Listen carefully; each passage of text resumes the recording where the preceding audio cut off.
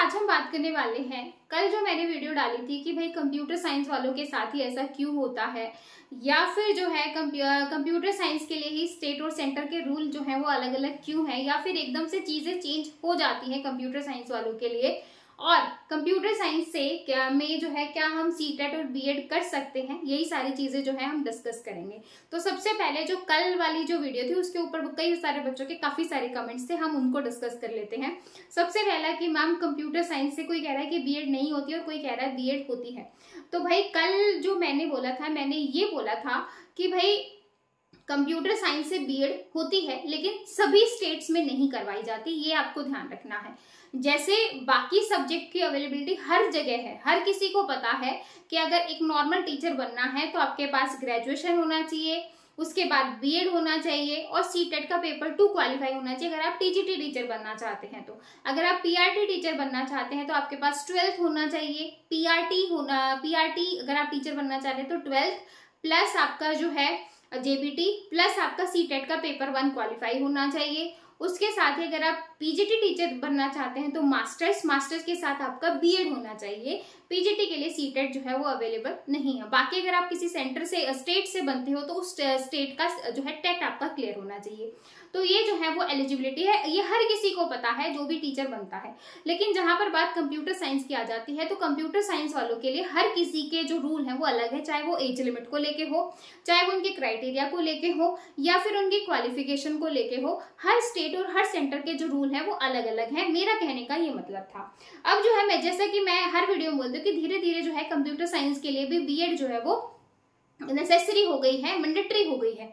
तो मैंने कल ये बोला था कि भाई जैसे सभी स्टेट्स में कंप्यूटर साइंस से बीएड नहीं करवाई जाती तो ज्यादातर बच्चों किसी को जिनके स्टेट से नहीं करवाई जाती उनको लगता है कि कंप्यूटर साइंस से तो बीएड होती नहीं है। जिस स्टेट से बीएड करवाई जाती है उन बच्चों को लगता है कि यार बीएड तो होती है, पता नहीं क्यों बच्चे झूठ बोल रहे हैं या क्यों ऐसे हो रहा है ना। तो कुल मिला के बात यह है कि सभी स्टेट्स में कंप्यूटर साइंस से बीएड नहीं करवाई जाती है, जिसकी वजह से आधे बच्चों को लगता है कि कंप्यूटर साइंस से बीएड होती है और आधे बच्चों को लगता है कंप्यूटर साइंस से बीएड नहीं होती है। ठीक है, एक ये मेजर है। तो मैं ये कहना चाह रही थी कि अगर आप कंप्यूटर साइंस में ये सारी चीजें लेकर आ रहे हो तो पहले पूरा जो हमारा हर सारे स्टेट्स में कंप्यूटर साइंस से अवेलेबिलिटी करवा दीजिए ताकि बच्चे को कंफ्यूजन ना हो या फिर वो अदर सब्जेक्ट्स के ना भागे। अब ज्यादातर बच्चे ऐसे हैं, मेरे खुद काफी सारे स्टूडेंट्स ऐसे हैं जिन्होंने कंप्यूटर साइंस से बीएड कर रखी है, लेकिन कुछ स्टूडेंट ऐसे भी हैं जिन्होंने बीएड किसी दूसरे सब्जेक्ट से कर रखी है, यानी कि कंप्यूटर से नहीं कर रखी है। जैसे मैथ्स हो गया, हिंदी इंग्लिश हो गया, एडिशनल लेकर नॉर्मल करके कि भाई टीजीटी में कुछ और कर सकते हैं। कल एक लड़की ने कमेंट किया था बिहार में कि भाई बिहार में जो है बीएड होती है, लेकिन अगर हम बीएड जो है इसमें 9th-10th के लिए करवाई जाती है तो फिर वो जो है कंप्यूटर का टीचर नहीं, मैथ का, ये सारी चीजें रहती हैं। तो मतलब काफी सारी चीजें हैं हर स्टेट में, मतलब एक अलग अलग चीजें लगा रखी हैं। अगर यही चीजें नॉर्मल जैसे मैथ का, अगर किसी ने मैथ से बीए कर रखा है, फिर एमए कर रखा है, या फिर एमएससी बीएससी ये सारी चीजें कर रखी हैं, तो उनको पता है कि टीजीटी टीचर भी वही और फिर पीजीटी भी वही, एक दूसरा ऑप्शन और हो जाता है। तो इसी तरीके से कंप्यूटर वालों के लिए भी होना चाहिए ताकि वो एक प्रॉपर जो है जो बाकी के माइंड में क्लियर रहता है वैसे ही कंप्यूटर वालों के माइंड में भी क्लियर रहे।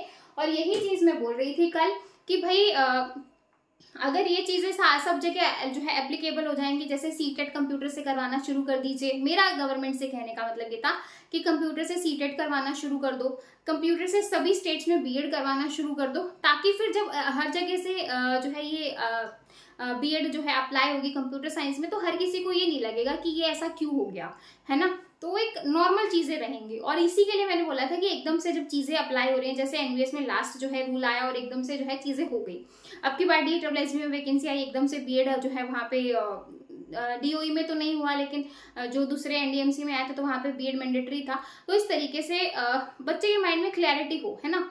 ऐसे तो कई स्टेट्स में पहले से होते आ रहा है, कई स्टेट में अभी तक नहीं है, सेंटर में नहीं है। जैसे KVS में लास्ट वैकेंसी आई थी, वहां पर बीएड नहीं था। तो इस तरीके से ये है कि भाई आप पहले ही मेंशन कर दीजिए कि इतने टाइम तक आपको बीएड करना है।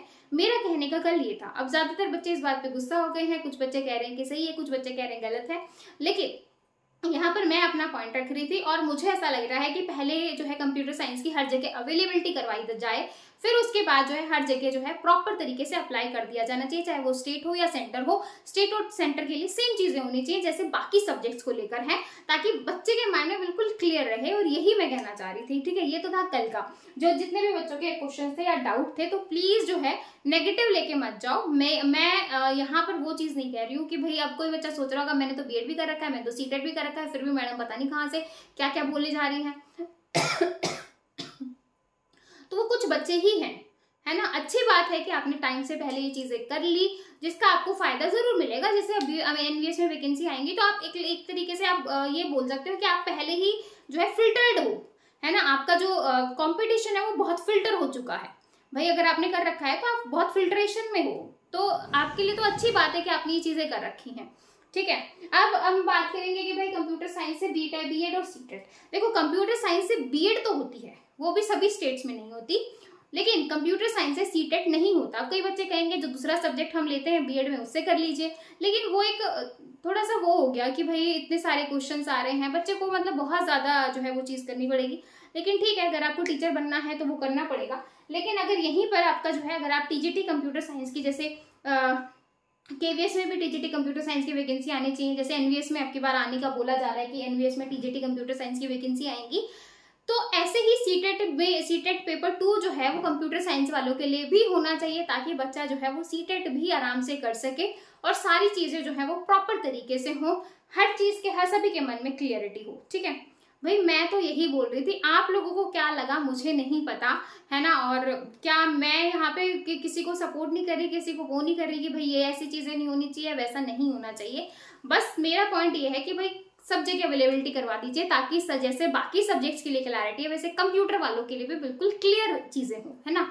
बाकी आप लोगों को क्या लगा मुझे कमेंट सेक्शन में जरूर बताइएगा, और आपको क्या लग रहा है कि ये चीजें सही है, लेकिन एक टाइम दो। मेरा पॉइंट ये है, अगर अवेलेबिलिटी सब जगह हो जाएगी तो बच्चे को बिल्कुल दिक्कत नहीं होगी, वो बार बार नहीं पूछेगा किसी से कि भी कंप्यूटर साइंस में होता है या नहीं होता है, या दूसरा सब्जेक्ट क्या ले, या सीटेट हम फिर किस तरीके से करेंगे, कंप्यूटर में तो होता नहीं है। तो ये चीजें नहीं रहेंगी बच्चे के माइंड में, ठीक है। आप लोगों को क्या लग रहा है मुझे कमेंट सेक्शन में जरूर बताइएगा। वीडियो अच्छी लगी तो लाइक जरूर कीजिएगा, चैनल पर नए हैं सब्सक्राइब कर दीजिए। फिर मिलेंगे नेक्स्ट वीडियो में, तब तक के लिए bye bye, take care, thank you.